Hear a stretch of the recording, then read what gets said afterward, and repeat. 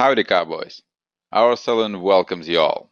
I see a lot of sharpshooters that I know right here. So, hi, Michael. Hi, Arto. Hi, Nikolai. Or better say, здрасте. Hi, Brian. Hi, Chris. So, hi, everybody. And I would like to welcome you on our Thursday tap room. This tap room is actually dedicated to the Cowboys topic. Uh, well, and I did my best to make the slides really representative accordingly.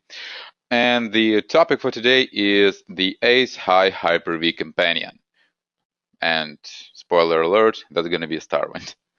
But before we will start, I would like to make a quick sound and video check. So if you guys hear me well and see the picture of the slide, it should be a blue one with a saloon in the top right corner.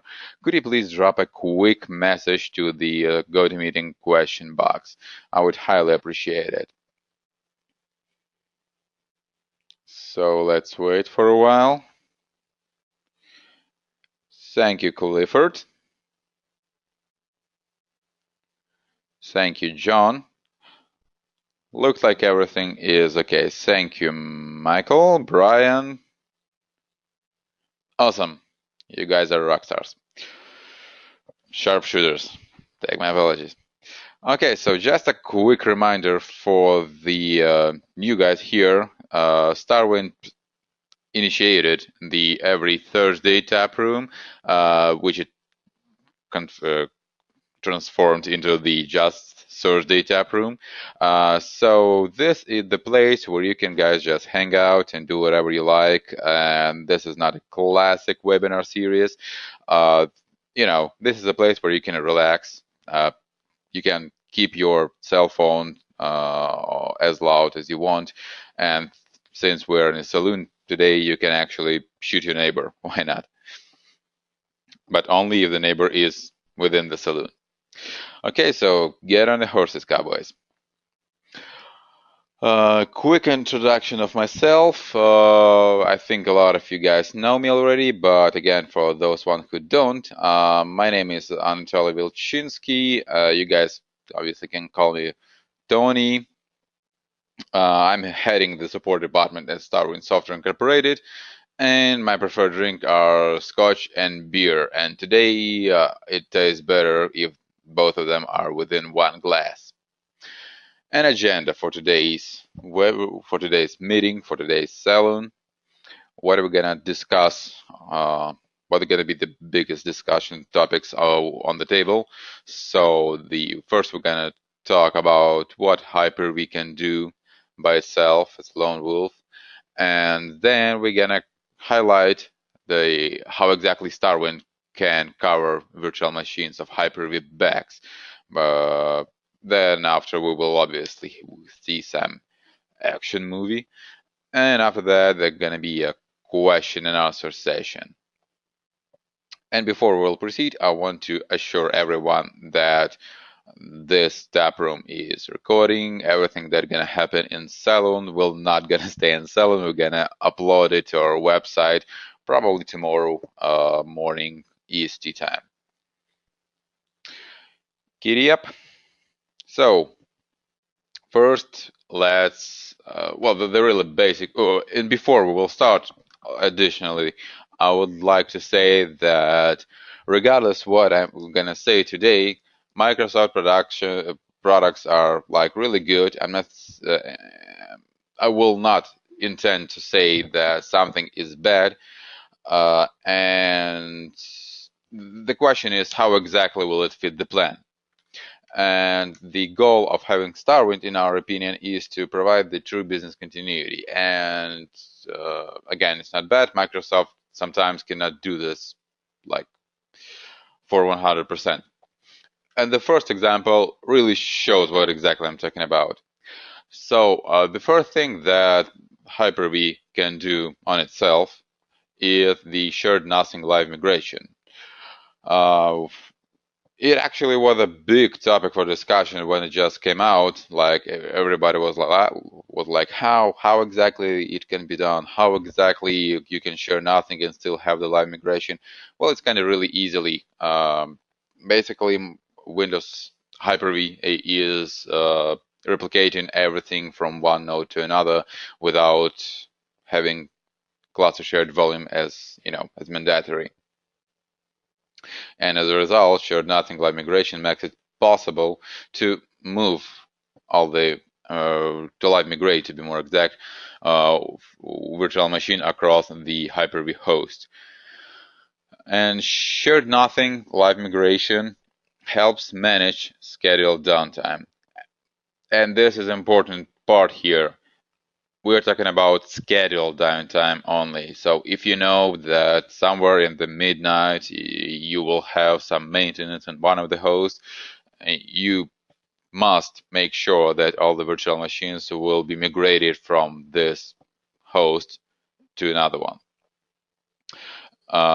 And the big issue with the shared nothing live migration approach is that it is impossible to build a guest virtual machine cluster because it requires shared data storage. In addition, migration takes too much time, in my opinion, if there are like many virtual machines, since the process implies the movement of entire virtual machine on a disk image and virtual machine memory content from one physical Hyper-V host to another one.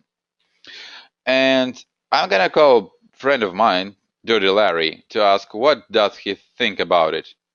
Okay, so Larry, and for me it doesn't look like Larry approved this, right? Okay, let's move to another one.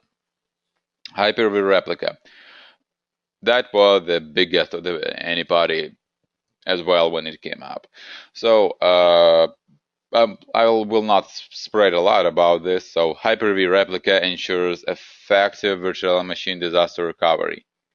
Disaster recovery, which is only one of the cornerstones of business continuity. It enables virtual machine replication and manual failover in case of a sudden server breakdown. However, it does not deliver automatic failover. Data is asynchronously replicated with a minimum 5-minute interval. So that after the failover, there is the data loss of the reference paride. And for some companies, 5-minute interval and 5 minutes data loss is actually the big value. For example, well, let's not call the names. I would prefer to avoid this, but one big company, 1 minute of downtime costs something like $200,000. So 5 minutes is like million. Let's just keep that always in the mind. And I would say that if system administrator would like didn't do anything to avoid that downtime, he would be just hangman. And again, Larry, what do you think? What do you have in your mind about this? Okay, looks like Larry's thoughts are really obvious. SMB3, the new guest in our saloon. So, SMB, what do you provide? And it looks like it provides a very simple way to cluster Hyper-V hosts. At least 3 hosts and all the associated network infrastructure are required to build a solution with small message block shared storage. As a result, the price of this kind of installation is rather high. This is important as well because the money is the first thing that is considered when when getting the new implementation of the infrastructure. In addition, such a configuration makes the storage server holding virtual machine images a single point of failure, providing no fault tolerance at all. So again, the administrator will be hangman. Moreover, performance is not great because all read and writes are sent over the comparably slow network. Obviously, you can equip everything with the 10 gigs, but for some guys, this is not an option from performance standpoint as well. While the 40 gig network is not too affordable these days. hopefully everything gonna change next year. Larry, what do you think? Looks like he said this approach is as dirty as he is. Just joking, guys. Okay, next guy here is the Hyper-V cluster with the SES-JBot at the shared storage. So SES-JBot is very easy to use solution for creation of high-performance Hyper-V clusters, and that is actually true. I mean, I saw the performance results, so like everything, it's really cool and it's really great. However, it requires dedicated hardware. Actual says JBot enclosures, says controllers, and says disks, says cable, says HBAs, everything that has SAS before this name. It's impossible to use existing SAS or SATA disk already mounted on physical Hyper-V servers, which is bad. I mean, everybody has some disk, and if I would be the guy who should configure it, I would ask myself, like, hey, I have like a tons of spindles. Why can't I just grab them? But no, hey, this is just how it works. Again, I'm not blaming anyone.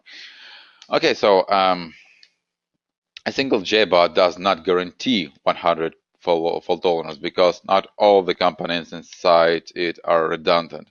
Only dual JBot provides an adequate level of failure resistance. And Larry couldn't wait to show his reaction to this. Let's forgive his impatience. Scale-out file servers allows for clustering 2 or more SMB3 servers, up to 4 actually, for fault tolerance, high performance, and load balancing. External shared storage like FC, iSCSI, or SES-JBot is also necessary to cluster scale-out file servers, such as and such a complex architecture has a really long input-output path. The reads are first processed over the network, and then they are addressed to the local storage like LAN or DAS, which degrade the performance. SMB3 can only scale with multiple clients. Single client requests are processed by just one node, and therefore there should be many clients to increase the load and attain a better utilization. And this is going to be the last time when we will see Larry. Larry, share with us your opinion. Larry, you're the man of the board without even say any. Thank you, Larry. We wish you a good luck in the duel that you have next door. Goodbye. Okay, now let's talk about how exactly StarWind can cover back of the Hyper-V. Making a long story short, it cuts down like mountains of pennies that could be spent on the system and multiplies it by 0. How exactly? StarWind, well, first of all, this is what you see is the minimalistic approach of StarWind, which should be like, really minimum. What do we mean by saying minimum? We mean that this is all that you need to run the highly available virtualization infrastructure. And by saying highly available, we mean highly available on any layer that you have in your system. Compute layer and the storage layer. So only 2 servers. Let's dive deeper in comparison, actually. Okay, so and looks like we've got a Joe here, and Joe approved it.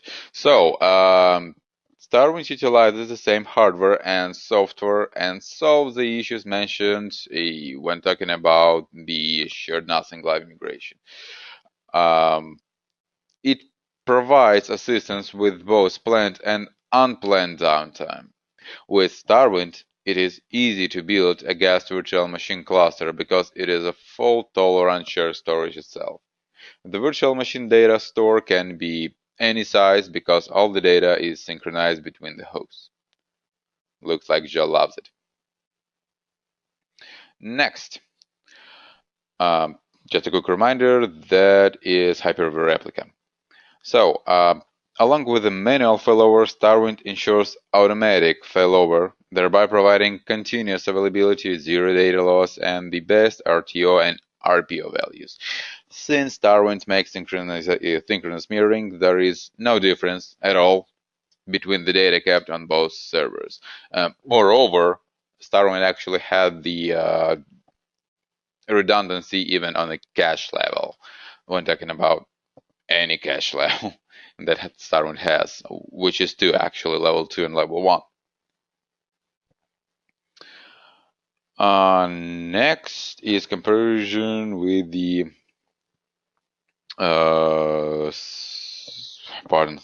static web system. So StarWind requires only two, as I just mentioned, only two already existing, which is important, Hyper-V host to build a completely fault-tolerant Hyper-V cluster. All the read requests are processed by, local disks, and only writes require an acknowledgement over the LAN. But again, the 10 gig network basically does the job. And the trick here is that your iSCSI data connection between the nodes, it can actually be not 10 gigs, but only 1 gig, while the 10 gig will be assured by the loopback and loopback connection and loopback accelerator of StarWind. Also, StarWind provides a higher performance compared to SMB3 model. Right. I mean, that's not even talking for the discussion. The StarWind architecture also eliminates a single point of failure by adding the fully redundant configuration, which can actually be scaled out or to any node, to any quantity of nodes.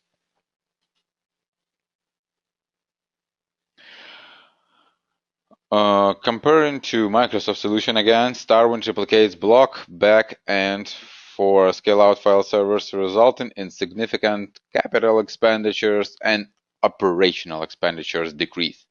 That's achieved through storing the data on cheap SATA spindles. Well, okay, but I don't really like the word cheap, so let's call them not expensive. But comparing to Flash, everything is cheap, right? So StarWind increases the performance by using uber-fast PCIe flash for level 2 caching or data storing. And 10, 40, 56, pardon, 10, 40, 56 Gbps PCI Ethernet NICs to run the data synchronization. And StarWind Virtual SAN also brings the beneficial feature complementing, important word, complementing the Microsoft technologies. So inline replication increases the utilization of usable space.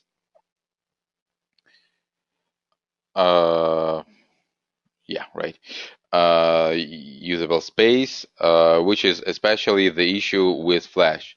And also it increases the performance for write-intensive virtual machines, which perfectly complement the Microsoft offline data replication optimized for reads and storing the backups. Also, RAM-based write-back caching replaces the Microsoft C's cluster shared volume cache and Flash write-back cache for maximum performance and reliability without breaking the bank. Additionally, it prolongs Flash life by absorbing the write IOs. A log structuring file system eliminates the IO blender, which boosts the performance of virtual machine-specific workload, which is dominated by multiple random small writes, and converting it into the stream of big sequential blocks. And that approach is actually prolonging the Flash life while improve the ability to use Flash since there are, no spot burns. Okay, and right now we're gonna see the StarWind Virtual SAN in action. And by the way, before we will jump, you guys can actually already start, shooting out all the questions that you might have. And I will actually gladly answer all of them.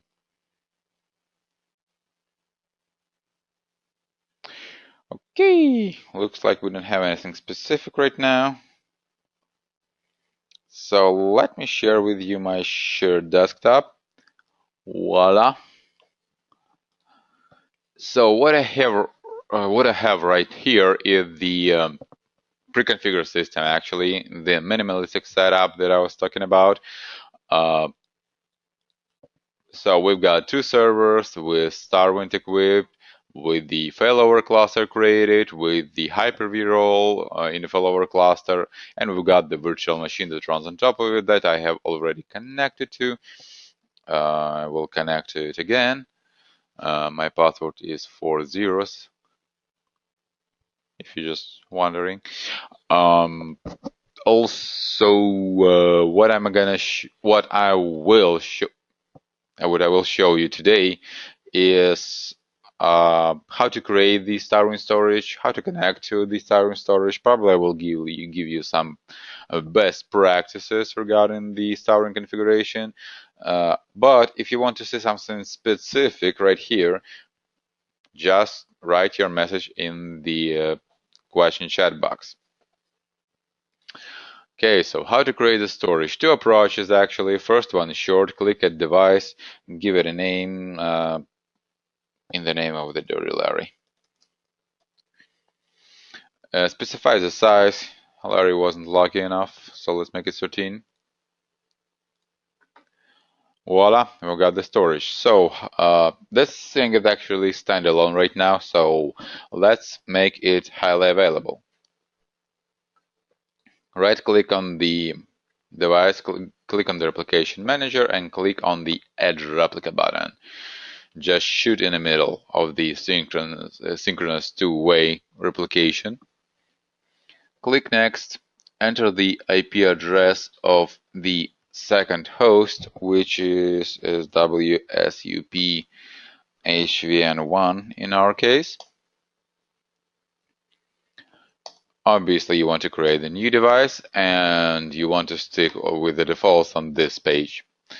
Choose the IP addresses that should be used for the synchronization channel and for the heartbeat. And click Add Replica button. Click Close. And you're ready to go.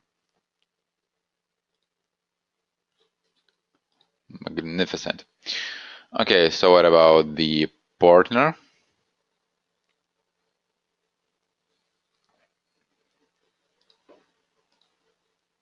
Here we go. We've got two dirty Larrys. Looks like duel was successful.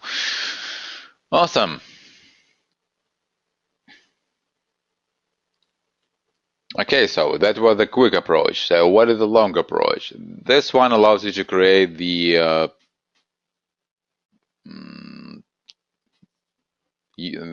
pretty similar HA device that we just created, but with more advanced configuration options. Also, it allows you to create the LSFS device type. So let's go through the wizard. Click on Add Device Advanced, hit the hard disk. Obviously, we need the virtual hard disk. So let's make it, I don't know, what is it?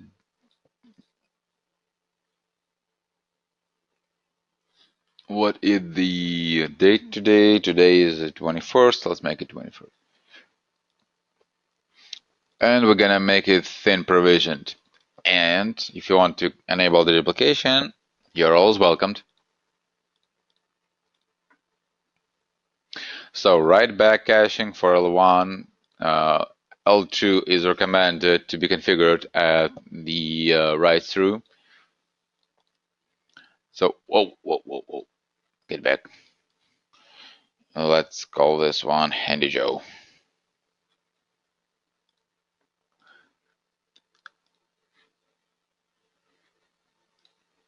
Okay, awesome. Handy Joe is in a play. Now let's go to Replication Manager and add replica to it as well, because nobody wants to be lonely. So again, SVSUP, what? WSUP HVN1, look legit. We want to create new, stick with defaults here. We do not want to use it. So, Alexander, you wanted to see the IP addresses, so here you go.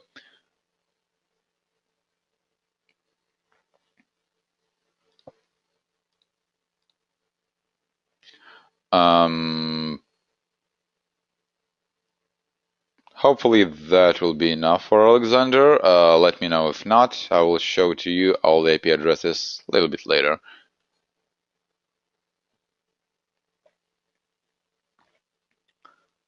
Let's wait for a while. LSFS is not that simple engine.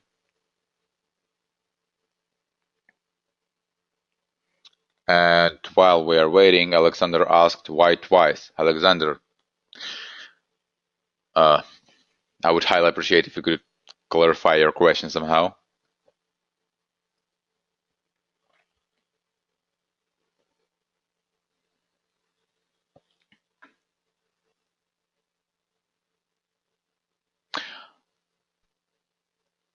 Okay, I have an idea. Probably Alexander was asking, oh, why have I choose two IP addresses for the heartbeat? Yep, I was correct. So the heartbeat, well, what exactly the heartbeat and the synchronization channels are? What exactly are they doing? So synchronization channel is the primary channel of health monitoring of the StarWind storage. Once something goes wrong on one side, the second server knows it immediately by communicating through the synchronization channel. But what gonna happen? Well, obviously, start with synchronization channel is also the link to synchronize the data. But what's gonna happen if something will go wrong with the synchronization channel? Each node gonna try to reach out each other through the heartbeat. So this is a secondary health monitoring thing. And why exactly that was made for? To prevent the split brain issues. And, this is a big pain in the, you know, in the places where there shouldn't be any pain. And Heartbeat is actually using like really low resources, approximately 200 megabytes per month. And one of our users actually configured the running Heartbeats over the 3G network, which is kind of cool in my opinion. So that is why we usually recommend to assign the heartbeat on every data link that StarWind servers can communicate through, unless this goes against the third-party application's best practices. But okay, let's check what's going on here. Jesus, why is it so long? Looks like one of the hard drives in our system is dying.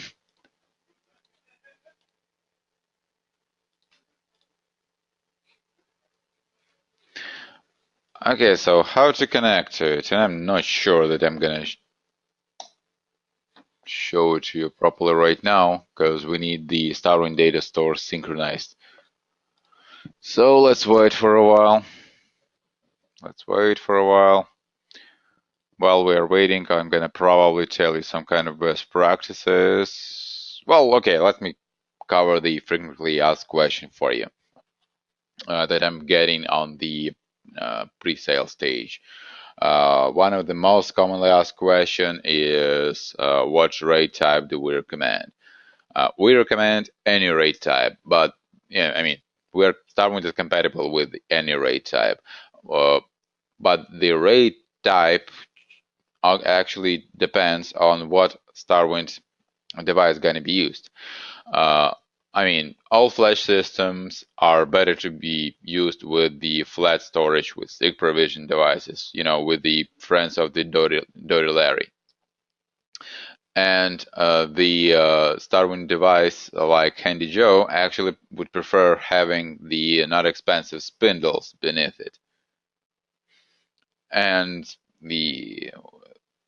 and LSFS actually would increase the performance of such system.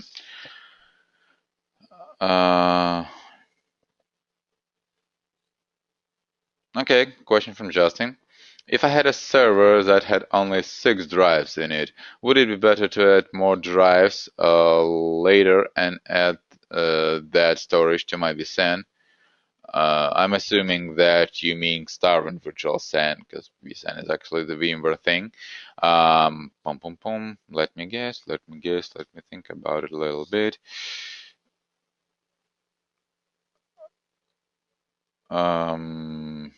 Hey guys, one of our users, one of our attendees, had some complaints about the audio, so I'm starting to be worried. Is everything okay at your side? Just drop a quick message to question box, please. Well, Dimitri, Michael confirmed that everything. Michael and Brian and Fabian confirmed that everything is good there. So I should try to relog in to the session. That actually helps sometimes. Well, we are still in a question and answer session, so you have like a couple of minutes to do that.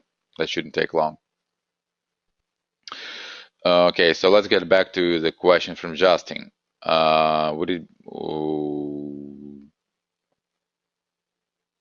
So yeah, StarWind makes it possible to have only 6 drives in it, use those 6 drives in the server to create the shared storage, and then after add as many disk space as you want, and that's gonna be consumed by StarWind. The trick here is how exactly it's gonna be consumed. So with the flat devices, it's possible to extend the devices on the fly if they are synchronized. So I'm not gonna show it to you right now. So you just need to right click on the device, go to extend this grayed out option on the bottom of the witness of the drop-down menu and accomplish the whether the process is really straightforward. And about the log structure file system, it cannot be extended, but who stops you from creating multiple SFS devices, right? And the question, well, and Justin, I hope that answers your question. Let me know if not. And we just got question from Alexander. Alexander, how is configured the witness? Well, pretty easily. Are we talking about the StarWind side or SKY's initiator side or Microsoft failover cluster side? Because that really depends. So okay, let me answer it one by one. On the StarWind side, the witness is configured as a flat device. On the initiator side, we connect into only to the local target on the server, and sticking with it, and that is done on each server. And on the failover cluster manager, I mean that's just a witness. I mean, what exactly do you want to hear here? I mean, give me more exact question, please.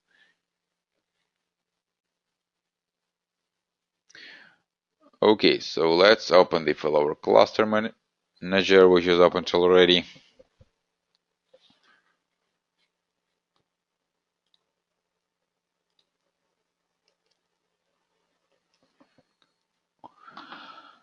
So what I'm gonna show it to you right now is how the failover works with StarWind. So this is the HVN3. This is the virtual machine on HVN1, and what I have in addition. I have the HVN1 remote desktop,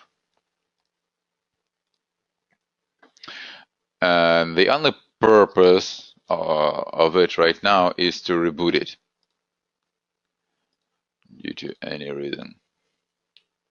So it's rebooted. We should see the process of migration here. Let's simultaneously double check if everything is up and running. Jesus, is slow. And yeah, that was a failover. Have you thought that? I mean, have you even saw that? It just happened, and that was like less than a second, and you can do anything. Yeah, pardon guys. Our server looks like our servers are dying. They're old, really old. So let's ping anything like, I don't know, some social network, for example. Um, pingvk.com. Looks like social network is online, which is cool. And that is actually why you need StarWind, to ensure any planned or unplanned maintenance. You can literally like blow up one of the servers and the data storage will be still online, up and running without any like significant failover time or without failover time at all. That was an action. Okay, guys, so it's time for your questions right now.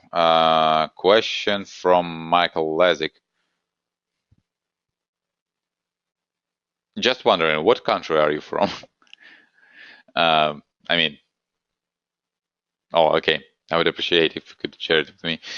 So the question is, do you offload anything to RAID controller? Not exactly. There are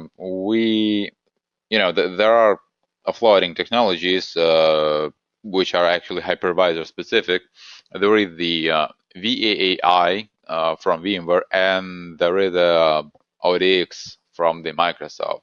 So we already support VAAI from VMware, and we're gonna support the offloaded data transfer from Microsoft really soon.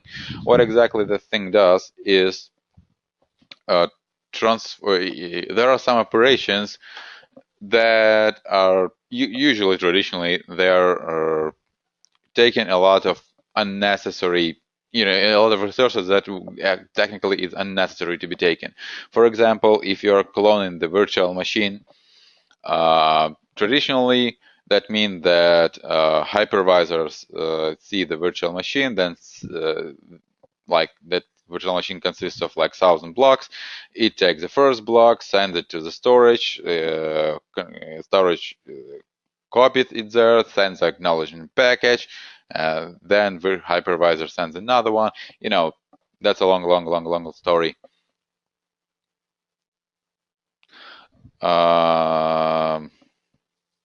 So what ODX does, and yes, the thing is going to be really soon. ODX support is offloading everything to the shared storage. So in case of virtual machine cloning, it sends just like command to the storage, like copy all the virtual machine, and as a result, and that the only actual command that it sends. Yeah, and the network between the storage and the hypervisor is not under the load, under the workload. Okay, guys. Anybody else has any questions?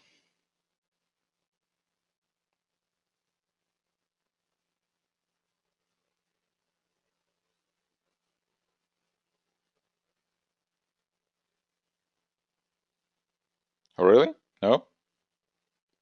Okay, guys, I'm giving you a minute while I'm waiting, while you're typing in for probable questions. If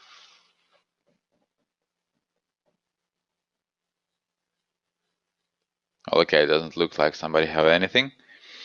So I would like to thank you guys. I really, oh wow, no, Michael had a question. So thank you is cancelled. Well, the question from Michael is, when you have more than two nodes running Hyper-V, does the storage know what compute node is running on what is? Okay, let me dive deeper. Two nodes running Hyper-V, storage know what compute node is running on what storage, probably. Michael is still typing. Take your time.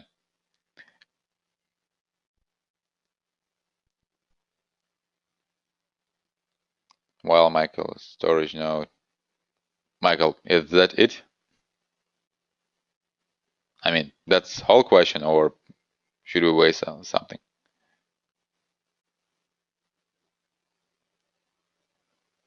Okay, while we're waiting, have you guys seen the Mad Max Fury Road movie? I mean, that is mind-blowing.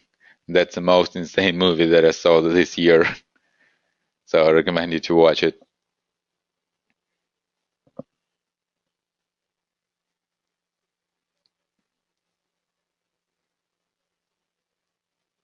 And Jason confirmed that Mad Max best movie for 2015. Well, hey, I don't remember. When gonna Suicide Squad gonna be released? Isn't it gonna be this year?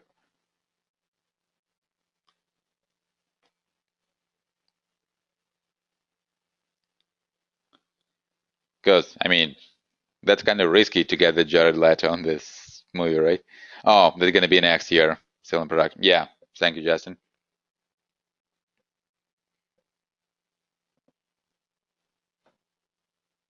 But what's gonna be? Hey, Star Wars gonna be released this year, right?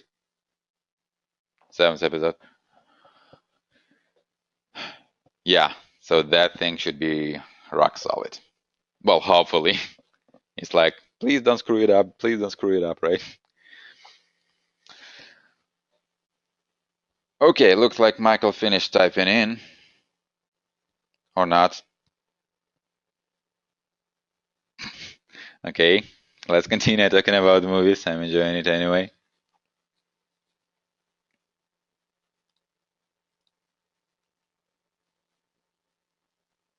Michael, please just let. Oh, okay, Michael is done. Yeah, thank you, Michael, for a good question. So the question is, when you have more than two nodes running Hyper-V, does the storage know what compute node is running on what storage node, and does it always have to go across the network to access the data, or will it have the data on the same node that is running the VM? Like if VM is running on the host 1, does it access host 1's hard drives, or does it go across the network to the host 2 to access the virtual machine, virtual hard drive? Is it location aware? Great question, by the way. So that works actually for waiting for too long, for a long time to get this question. So uh, StarWind itself is not like compute node, compute application aware, but that is where the out-of-the-box conception comes to play. Uh, there, in the hyperconverged infrastructure with the Hyper-V, there is a iSCSI initiator, which actually can be configured in the way that you want. And also the failover cluster can have some kind of presets like preferred node for the virtual machine, preferred node to be the owner of the CSV, and etc.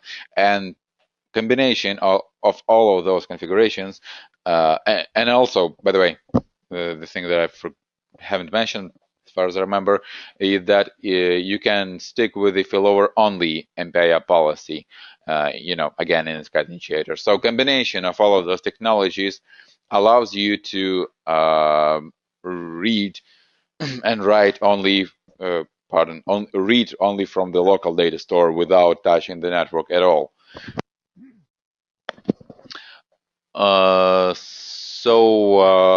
But when talking about the writes, it will anyway go to the network because it needs to be synchronized over the synchronization channel. But as a result, you can actually have like uber fast synchronization channel connection and something like 1 gig connection for the SCSI data traffic. Justin, I guess Justin started to ask something, isn't it? Justin, am I right?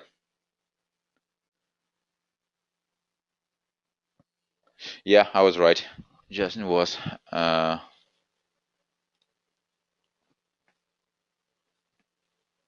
And hey, Michael, that was actually a good question. And if you have anything additionally, my mailbox is always open for you. Okay, question. Well, question. What the hell is wrong with me? Question from Justin. If I was to build RAID 5 array with RAID 5 already assumes like structured file system device, by the way, with enterprises is okay. Maybe it's not. Would it be safe? Would it be considered safe, or should I pay extra for RAID 10 storage? My ops for both RAID 5 are 10 away more than I need. Well, if RAID 5 actually gives you more IOPS than you need, why don't you stick with the RAID 1? That gives you enough of redundancy and not wasting, RAID 5 is the good when talking about, I mean, to be honest, I don't really know when exactly should we consider it. Maybe some kind of backups. Well, I saw that people are using it for the SQL databases, but that's a question for me as well. When talking about the rates, in my opinion, in my professional opinion, it is actually better to stick with the RAID 1 or RAID 0 or RAID 10. Nevertheless, I'm never dropping off the RAID 5 or RAID 6 from configuration. But according to what I see right now, try RAID 1. I mean, really, it's enterprise is a decent RAID 1. It should give you all the IOPS that you actually need.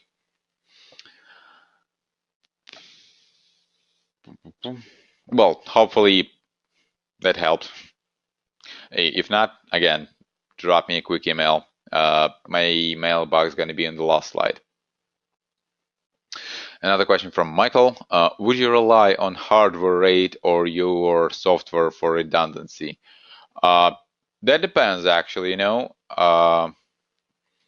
So if you running StarWind in the basic configuration, like 2-node configuration, that actually, well, usually people are trying to want to have some redundancy on the hardware level here as well. But again, I mean, RAID 0 will work. I see no like big stumble stones in having RAID 0. But the trick here is that if you go to the 3-node configuration, you can drop off any redundancy on the hardware RAID level and stick with the redundancy, with the only redundancy that StarWind gives.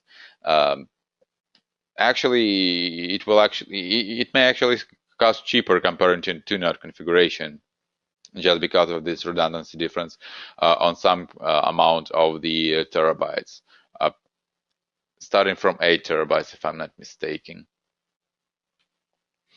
according to my last calculations. Again, hopefully that answered your question. I'm giving you another 15 seconds to fire away your questions, because we are almost out of the time.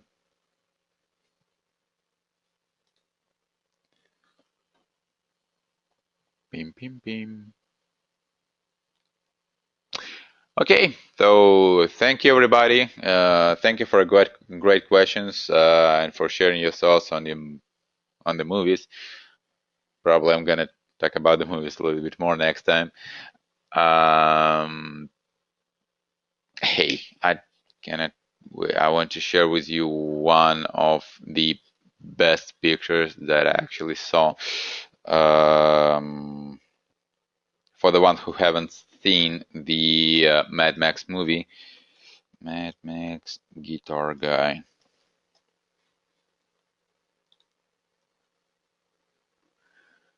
So this is the guy.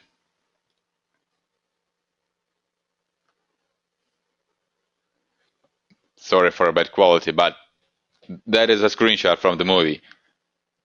Can't you see? This thing is really cool. I mean, that is mind-blowing, and there is no like special effects. It's all we're taking live.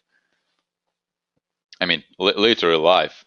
They were in the desert for like 55 days, and when I saw the movie, I heard that the studio came to the movie director a few times and say something like, "Hey, are you out of your mind?" So after that movie, I have no doubt that he is, and that's great actually.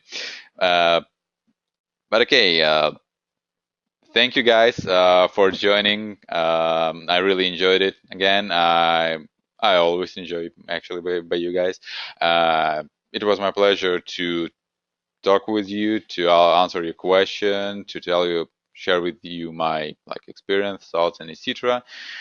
Um, and we're gonna see in a couple of weeks, I guess. And by the way, if there are some topics that you would like to get covered on the next step room, drop me a quick email.